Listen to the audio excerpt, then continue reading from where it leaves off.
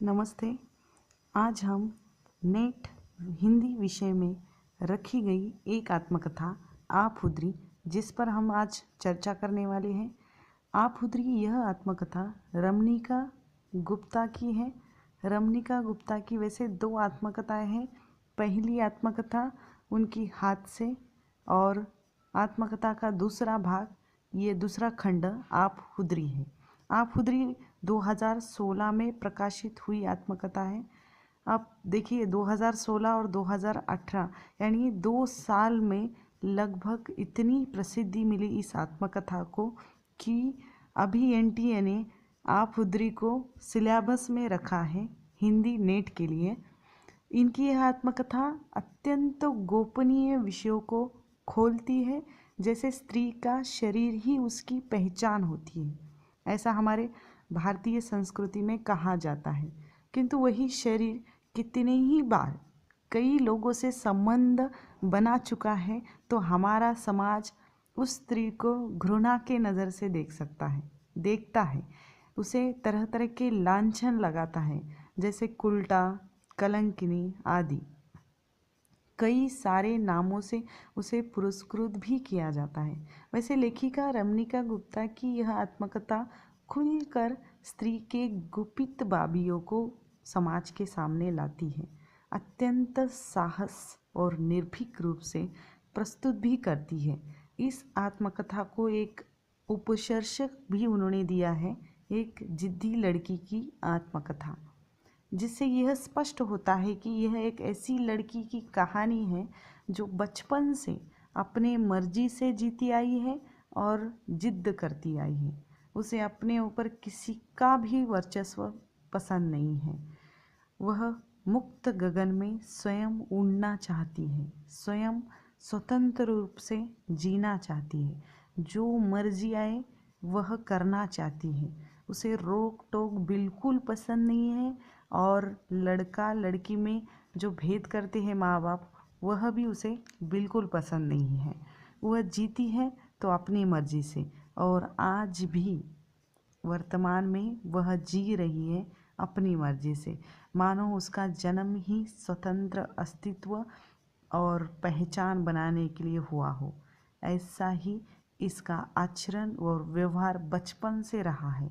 अगर हम शीर्षक का अर्थ देखें या आपहुदरी शब्द का अर्थ देखें, तो यह शब्द पंजाबी भाषा का है, जिसका हिंदी अर्थ स्वेच्छाचारी होता है, अर्थात मुक्त रूप से किसी भी बंधन में न पड़ने की स्थिति। रमणिका गुप्ता ने स्वयं अपनी आत्मकथा हादसे में यह एक जगह कहा था कि औरत अगर खुदसर हो, पंजाबी भाषा में कहूँ तो आपहुदरी, तो उसकी मुखालफत लाजमी होती है। अर्थात स्पष्ट है कि जो स्वयं के निर्णय स्वयं लेती हो, अपने आप को पहचानती हो, वही आपहुदरी है। लेखिका ने रमणिका फाउंडेशन के ब्लॉग पर स्वयं आपहुदरी शब्द का अर्थ भी विस्तार से बताया है। वह इस तरह है: मैंने अपनी घोषित निजी आत्मकथा का नाम स्वेच्छाचारी का शुद्ध पंजाबी पर्यायी रूप आपहुदरी रखा है, क्योंकि मेरी नज़र में केवल स्वतंत्र होना औरत की मुक्ति नहीं है, यानी उसकी मुहिम के संपूर्ण लक्ष्य को वो निर्दिष्ट नहीं करती। आंदोलन का लक्ष्य केवल औरत का पुरुष वर्चस्व से मुक्त होना ही नहीं है, वह अपनी इच्छानुसार मुक्त आचरण करने का साहस भी रखती हो। उसमें निर्णय लेने की क्षमता भी होनी चाहिए, बल्कि उसका परिणाम भोगने की हिम्मत और हौसला भी होना चाहिए। एक स्वेच्छाचारी और औरत ही सक्षम हो सकती है, क्योंकि वह इनकार करने का या जोखिम उठाने और उसे स्वीकार करने का साहस भी रखती हो। अर्थात स्वेच्छाचारी वह मुक्त औरत कायर नहीं होती, गुलामी वह सहन नहीं करती, जीवन के खूबसूरत पहलुओं से रूबरू होती है, स्वयं की पहचान वह करती है, स्वेच्छाचारी शब्द का अगर सीधा अर्थ देखा जाए तो वह अपनी इच्छा से आचरण करे। यह शब्द स्त्रीलिंगी होने के कारण खासकर स्त्रियों के लिए यह प्रयोग में आता है। जो स्त्रियां व्यभिचारी, आवारा, बदमाश स्त्रियों के रूप में यह इसका उपयोग होता है। अब यह शब्द वर्तमान रूढ़ हो गया है। स्वेच्छाचारी का अर्थ इन्हीं स्त्रियों के लिए प्रयोग होता है जो सभी बंधनों को तोड़ती है, अपनी इच्छा के अनुसार अपना जीवन जीती है। इस शब्द का अर्थ यह भी निकलता है कि स्त्री के जिस रूप का वर्णन इस शब्द में होता है वह है व्यभिचारी। व्यभिचारी मतलब स्वेच्छाचारी। तस्लीमा नसरीन के शब्दों में अगर कहा जाए तो वह कहती है कि स्वेच्छाचारी का अर्थ जिस किसी के साथ सो जाना नहीं होता वही और स्वेच्छाचारी कहला सकती है जो इच्छा न होने पर मर्द के साथ न सोए और सोने से इनकार भी कर दे, अर्थात इसकी इच्छा से वह ना भी कर सकती है और हाँ भी कर सकती है। निर्णय लेने का अधिकार स्वयं उसका है। उस तरह रमणिका गुप्ता इस आत्मकथा में अपने जीवन को इसी तरह जीती हैं जो अपने मर्जी से उन्होंने जिया है, अपनी मर्जी से संबंध स्थापित किए हैं, अपनी इच्छानुसार समाज कार्य, राजनीति में प्रवेश करती हैं। अर्थात एक स्त्री का स्वतंत्र जीवन चित्रण इस शीर्षक से हमारे सामने प्रस्तुत होता है। शीर्षक की सार्थकता इसी में आती है जो आत्मकथा में कथानक के लिए बिल्कुल सटीक बैठती है। अर्थात रमणिका गुप्ता के लिए यह जो शीर्षक है सटीक बैठता है। पाठक वर्ग जब यह आत्मकथा पढ़ने लग जाएगा तब उसके दिमाग में कई हजारों प्रश्न उपस्थित होंगे जिसे मेरे मन में भी उभरे हैं।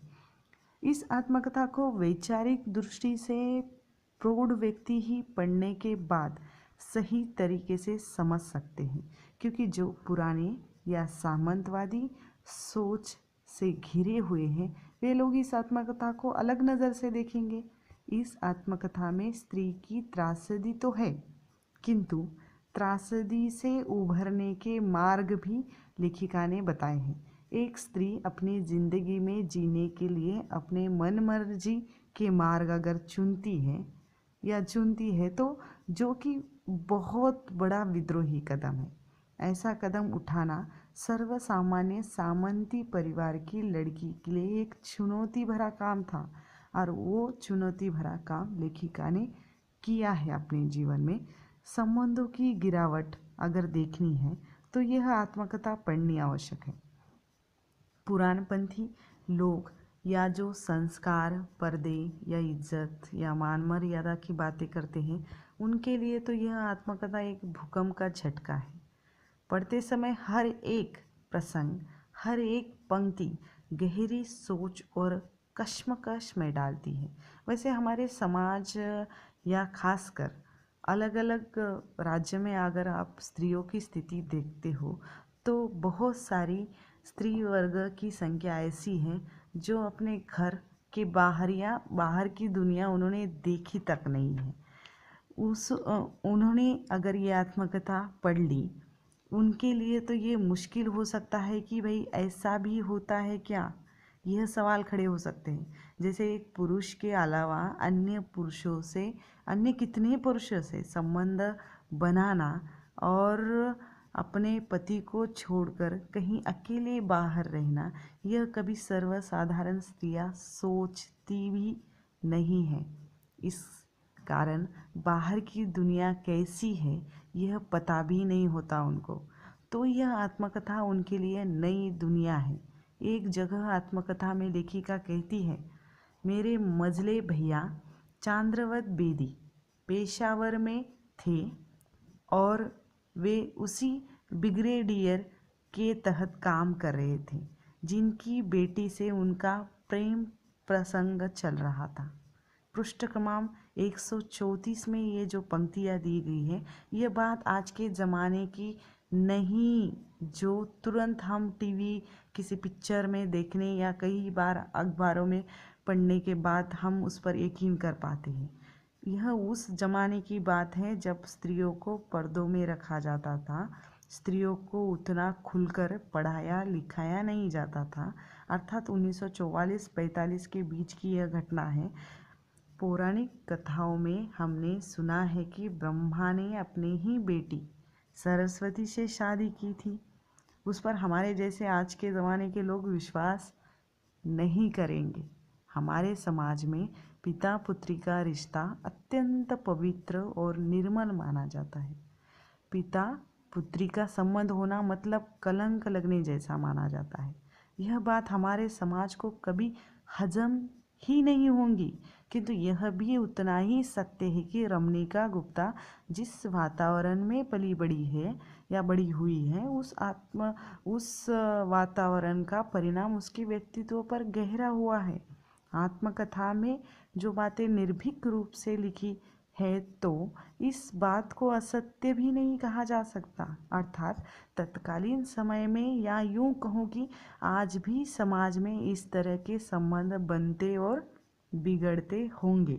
लेखिका का जैसा साहस किसी भी स्त्री ने आज तक, स्त्री ने तो क्या किसी भी पुरुष ने आज तक नहीं किया होगा, जो अपने घर परिवार, रिश्तेदारों, अपने संबंधों को या संबंधों के बारे में अत्यंत स्पष्ट और सच लिखती है। इसका परिणाम विपरीत भी हो सकता था, क्योंकि हमारे देश में रोटी से ज़्यादा हमें हमारी इज्जत और शान की फिक्र होती है। वह इज्जत स्त्री के रूप में हमारे समाज में विद्यमान है। स्त्री ही घर परिवार समाज की इज्जत मान शान वही होती है। वही स्त्री जब खुलकर अपने ही हिसाब से जीने लगती है तो समाज उसे जीने नहीं देता है। अलग अलग माध्यमों से उसे प्रताड़ित किया जाता है। वही समाज के सामने आत्मकथा के द्वारा लेखिका ने लाया है। तो नाते संबंधी या आसपास के लोग गलत नज़र से या विद्रोह की भावना से देखने का कारण भी बन सकती थी। लेखिका ने बिना किसी भय डर से आत्मकथा लिखी है।